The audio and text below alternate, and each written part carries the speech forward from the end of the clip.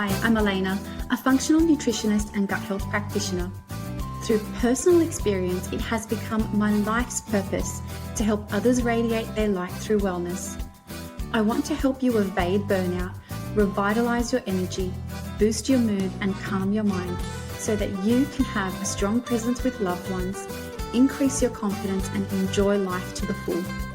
The best part? By supporting the women of today, I contribute 10% to the education of the women of tomorrow. With a new world of technology enabling work and personal life integration even more, there has never been a time where conscious effort and prioritization of our wellness has been this important.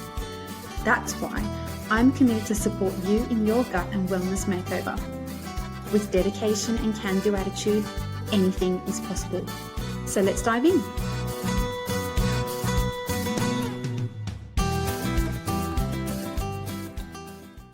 Did you know that an estimated 75 to 90% of all doctor visits are for illnesses or conditions tied to stress?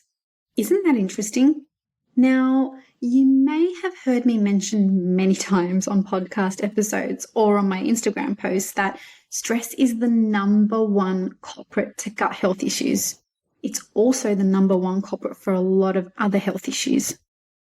In today's busy world where our minds are constantly stimulated by mobile phones, work in our laptops, TV, watching or listening to the news, ironically podcasts, reading, trying to keep up with what's going on in the world, the economy, staying connected with friends, work and managing day-to-day lives, gosh, we are constantly stimulated.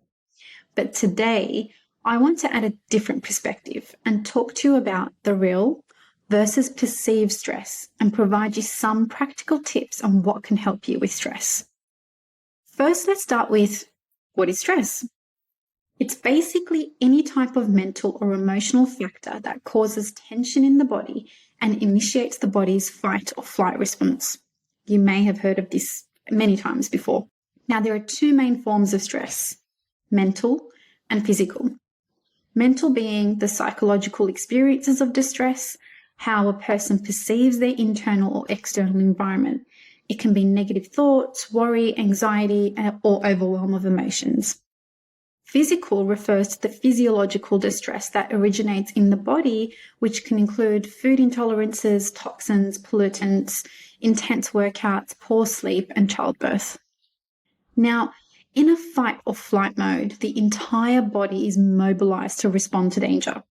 Blood sugar levels rise to provide the body fuel, the liver breaks down sugar instead of sending bile to the gallbladder, and breathing and heart rate speed up. In a state of chronic stress and the body not in a rest or digest mode, not only is digestion compromised, but elevated blood sugar creates a whole other problem. Although stress may be a fact in all of our lives, perceived stress is also very common, and I see this with clients all the time. Now you're wondering, well, what is perceived stress? This is the degree to which events, situations, or circumstances in a person's life or experience is assessed as stressful, unpredictable, or uncontrollable. The question is, what do you define as stressful? Now, do you see 10 emails in your inbox and stress, thinking or feeling like you need to respond to them imminently? Do you have back-to-back meetings in a day and stress out? Do you stress out when the unexpected happens on a thoroughly planned out day? Or does it take an unrealistic deadline to stress you out? First, I want you to start with reflecting on a typical day and write out scenarios that you have found that have stressed you out. Then, reflecting on a scale of 1 to 10, 1 being not stressed at all and 10 being completely stressed out, think about how much day-to-day scenarios stress you out. Then reflect on whether this is real or perceived, and where does it come from? Is it habitual? Is it a validation of I'm important, or is it something else? With this reflection, we can determine our perception of stress and consciously make an effort to bring the scale down. By consciously bringing down the scale, we work on our resilience and the scenarios we perceive as stressful. Now, there are some additional ways that we can practically reduce, manage, or even mitigate some stresses, and these are diet. So certain foods can actually exacerbate stress. So crowding out dietary irritants that stimulate stress will actually be quite helpful. These are limiting processed foods like sugar, caffeine, alcohol. The challenge is, though, these can be what we tend to reach out to when we're under stress, which can hide on whatever is already going on. When stress is high, it's important to control our blood sugar levels. So stress raises the blood sugar, which can then cause mood changes. So to stabilize blood sugar, you may choose to eat whole fruits and vegetables to help manage stress and stabilize your blood sugar while replenishing vitamin stores, which are depleted with chronic stress. Healthy gut. A healthy gut can be helpful to the body regulating or modulating stress. So having probiotic, prebiotic, and polyphenol-rich foods will be extremely helpful. Now, a great stress buster is exercise. However, vigorous and intense exercises can worsen the situation by putting the body into stress. So the most optimal result comes from calming practices such as Tai Chi or yoga. All fluid movements and meditative and grounding movements can bring you into a more relaxed state. Now, as you can tell with all of these practical tips, how we nourish our gut plays a key role in managing stress.